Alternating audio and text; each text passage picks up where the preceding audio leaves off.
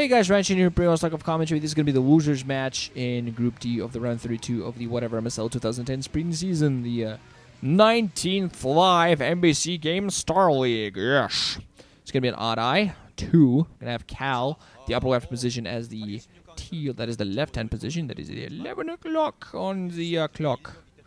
That's why we say o'clock. As the teal protoss. And we're going to have as the yellow zerg at the bottom right-hand position. At the 5 o'clock, we're going to have arnc. Gonna see whether Cal will manage to erase his loss against Great, where he went for an uber aggressive strategy and that unfortunately ended up backfiring on him.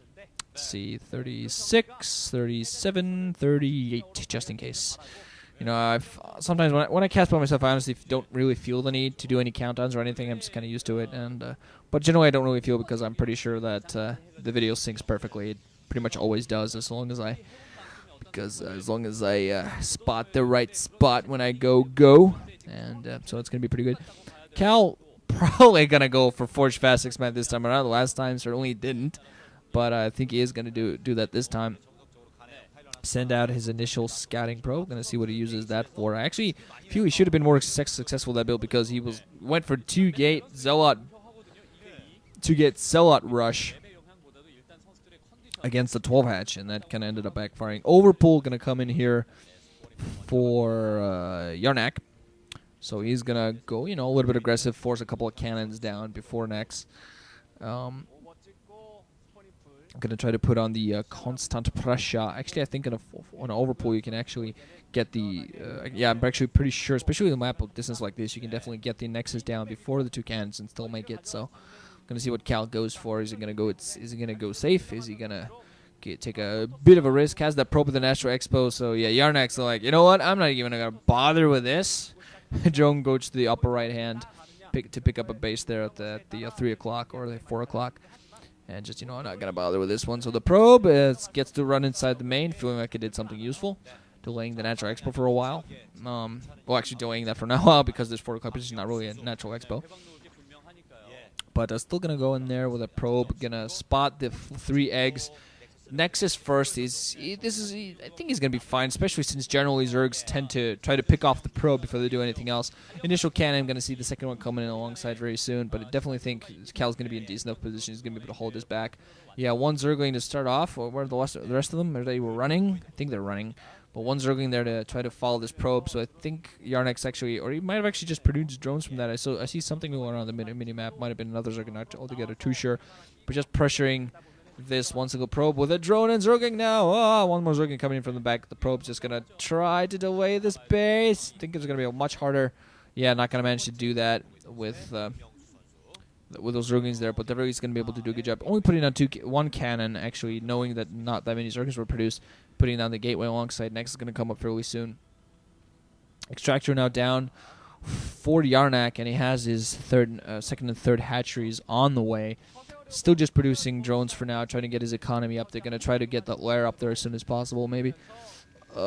Actually, you know, he might, the way that Cal's playing around, he might actually decide to go for a break. If he gets those 3 hatcheries up there, might just plant down a Hydra's den right now, pick up the probe, plant down a Hydra den right now, and try to get a bunch of them, try to go for a break at the front, because Cal's playing kind of risky. He only has 1 cannon at the front, but never mind, he's going to go for a lair, play good old standard, get that Spire out there, try to snipe that Corsair, and as soon as that part of the game's over, we're going to see the fun builds are going to be coming in. Still just the Cybernetics core out there for Cal, and it is a little bit risky the way his hands there, because that little north opening, there's a little bit of an opening for Zerglings to run by, so 1 cannon is a little bit dangerous, but as soon as there's a Zealot in there, it's going to be able to block that off pretty well.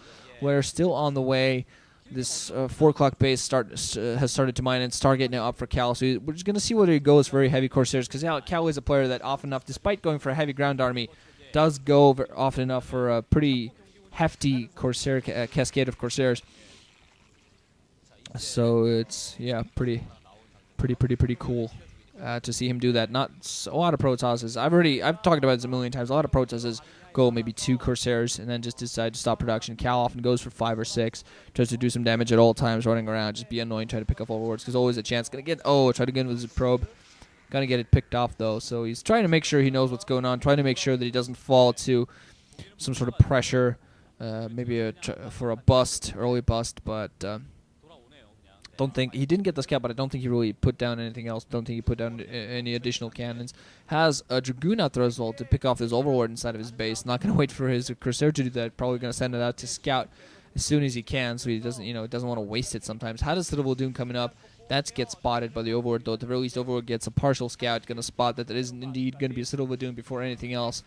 And as soon as Overlord dies, right now would actually be just the perfect time for Cal to tech switch.